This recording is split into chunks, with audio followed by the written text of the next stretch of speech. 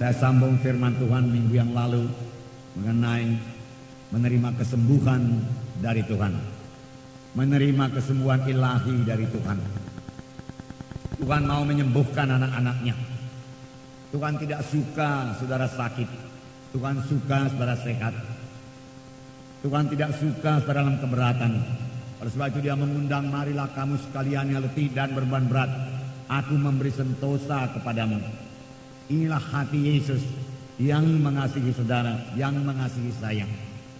Berkali-kali firman Tuhan berkata, ketika melihat orang banyak yang keberatan, yang sakit, firman Tuhan berkata, tergeraklah hati Yesus oleh belas kasihan. Dalam Markus 1 ayat 40 dan 41-42.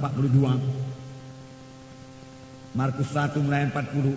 Seorang yang sakit kusta datang kepada Yesus dan sambil berlutut di hadapannya, ia memohon bantuannya, katanya, kalau engkau mau, engkau dapat mentahirkan aku. Maka tergeraklah hatinya oleh belas kasihan. Lalu ia mengulurkan tangannya, menjamah orang itu dan berkata kepadanya, aku mau, jadilah engkau tahir. Seketika itu juga lenyaplah penyakit kusta orang itu dan ia menjadi tahir. Orang yang sakit kusta datang kepada Tuhan Yesus dan berseru kepada Tuhan Yesus, kalau engkau mau, engkau sanggup menyembuhkan aku. Dia tidak bimbang akan kesanggupan Tuhan Yesus. Banyak orang seperti ini. Dia tidak meragukan kesanggupan Tuhan Yesus. Maka mereka kata Tuhan Yesus sanggup berbuat apa saja. Hanya yang dia ragukan, dia bimbangkan, apakah Tuhan mau memperhatikan saya? Apakah Tuhan mau menyembuhkan saya? Oleh sebab itu orang kusta ini berkata, kalau engkau mau, engkau sanggup menyembuhkan aku. Seketika itu juga lenyaplah penyakit kusta orang itu. Tuhan Yesus bahkan melanggar adat istiadat orang Yahudi. Orang Yahudi dilarang bersinggungan pun dengan orang sakit kusta.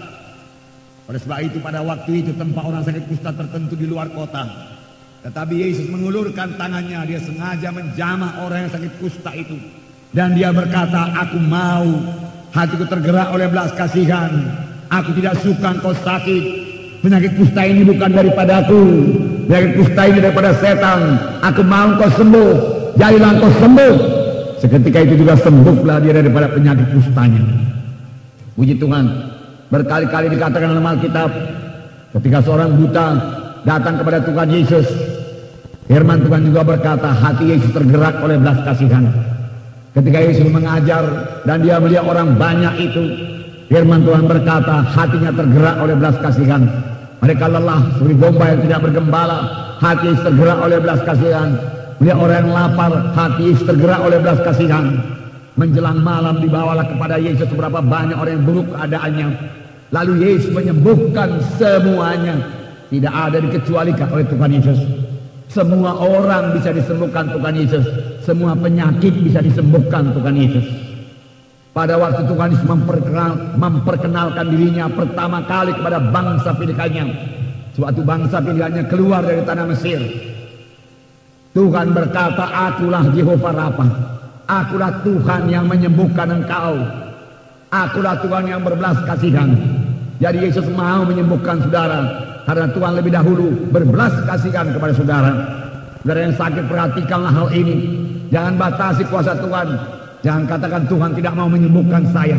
Lebih dahulu hati Tuhan tergerak oleh belas kasihan melihat penderitaan karena penyakit. Tuhan tidak suka manusia ini menderita. Di sorga tidak ada penyakit. Bahkan 70% pelayanan Tuhan Yesus selama dia di bumi ini menyembuhkan penyakit, menyembuhkan penyakit, menyembuhkan penyakit. Dan firman Tuhan berkata, dialah Tuhan yang tidak berubah.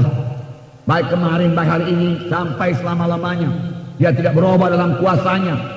Dia tetap maha kuasa. Tidak ada penyakit yang terlalu berat kepadanya untuk disembuhkan. Kanker tumor bukanlah perkara yang berat kepada Tuhan. Tuhan mau menyembuhkan dan Tuhan sanggup menyembuhkan. Karena tiada persoalan yang terlalu berat yang tidak bisa diselesaikan oleh Tuhan Yesus. Maka itulah spesialisasinya menyelesaikan semua persoalan-persoalan dan memberikan kelegaan, memberikan damai sejahtera dalam hati kita. Kuasa Tuhan belum berubah. Pandang kepada Tuhan Yesus. Minggu yang lalu kita juga melihat bahwasanya Tuhan Yesus menyembuhkan untuk mempermuliakan namanya. Dia mau menyembuhkan untuk mempermuliakan namanya. Ketika orang memberitahu kepada Tuhan Yesus mengenai Lazarus yang sakit, Apakah kata Tuhan Yesus? Tuhan Yesus berkata, penyakit ini tidak membawa kepada kematian, tetapi olehnya nama Tuhan dipermuliakan. Bukanlah penyakit Lazarus yang mempermuliakan Tuhan Yesus, tetapi kebangkitan Lazarus, kesembuhan Lazarus lah yang mempermuliakan Tuhan Yesus. Demikian sampai sekarang. Bukan penyakit kita yang mempermuliakan Tuhan.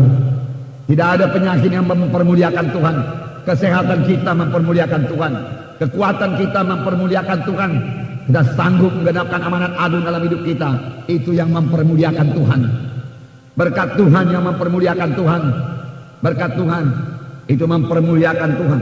Puji Tuhan, puji Tuhan. Nah, Tuhan Yesus sendiri berjanji untuk menyembuhkan. Kalau Tuhan berjanji, tentu Dia menggenapkan. Tentu Dia menggenapkan. Adakah seorang di antara kamu yang sakit? Buku Yakobus berkata, hendaklah ia memanggil tua-tua sidang, penetua-penetua sidang, dan hendaklah mereka itu mendoakannya dan mengurapi dengan minyak.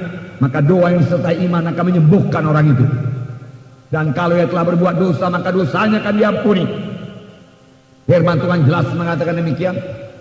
Panggillah tua-tua sidang, doakan dan urapi dengan minyak, maka aku akan menyembuhkan. Tuhan berkata, itu janji Tuhan.